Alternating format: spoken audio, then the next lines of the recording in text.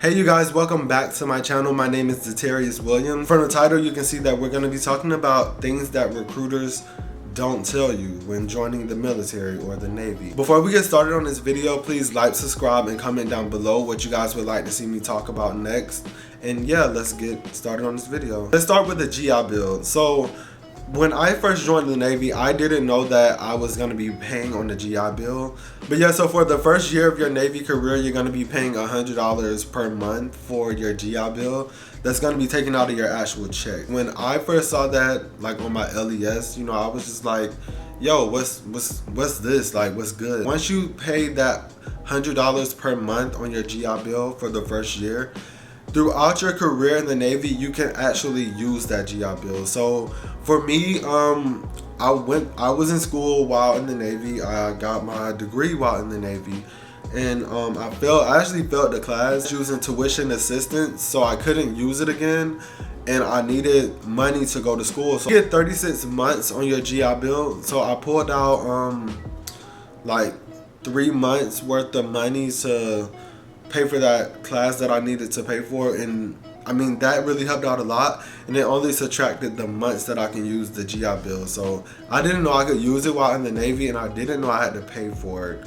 for that first year. They also tell you, like, when you first join, that you can get a degree and you can, you know, get your bachelor's and master's, which I did. I got my bachelor's, but so you can only go to school for 12 semester hours a year, and people who are in school or who graduated, they know that that really does suck, because it's literally going to take forever now that you can only take 12 semester hours a year. So when you first join the Navy, go to boot camp and go to A school right after that. I'm an LTS sailor, but if you're active duty, you're most likely gonna go straight to a ship. When you go to MEPS to choose your jobs and stuff, they also don't tell you that you have options to say yes or no to a job.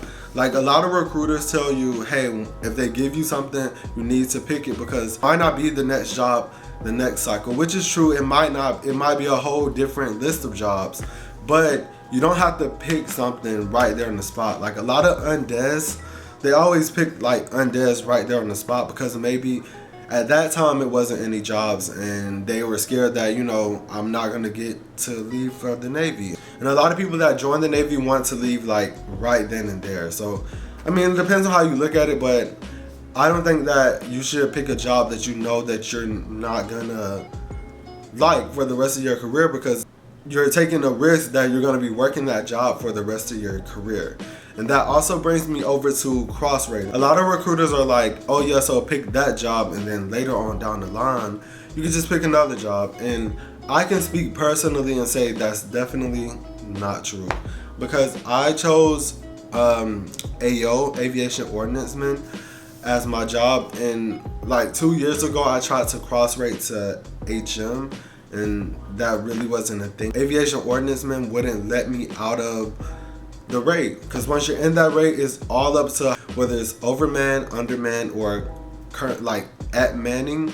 So if it meets 2 of those factors, you're not going to be able to get out of that rate. So cross-rating at a later time is almost impossible, unless you have to force cross-rate, which is not good, not bad, depends on how you look at it. First conversion is when you cannot make any more, like your rate is overmanned. Like, you cannot take any more people in that rate, and now you're making people cross-rate or convert over to something that they may not want, but other rates that are undermanned. So hopefully that makes sense. That was a lot. I was going through MEPS. You know, I had the dream of being an officer. I'm sure a lot of enlisted people want to be an officer, and they make it sound so sweet and easy that, you know, going from enlisted to officer. But when I tell y'all, I've tried to put in a package before, and it's so hard. It's so many little things that make up for that package that makes it, it's literally so hard to go officer. Like, that's any program. State 21 or OCS. State 21 is when you want to go back to school and finish a degree, and then OCS is when you already have a degree and you want to go straight through officer candidate school. So both are great programs, but they're both really competitive and hard to get into. So if you're want to go officer, you just joined the Navy, just to let you, like, you're gonna have to redo your SAT, ACT, all of that stuff just to be competitive for these type of programs, which is understandable, but it's really hard to go officer. Like, this is a full-time thing trying to get your packet together to go officer. You're walking past a recruiter's door and you see that, oh, $400,000 re-enlistment bonus. That's not true. Every rate doesn't get a re-enlistment bonus. Like, that's only for like those rates that are like in harm's way, that are hard, that are like really, you know, really hard rates. In FTS, you're not gonna get a re-enlistment bonus. No rate in FTS gets a re-enlistment bonus, I don't think.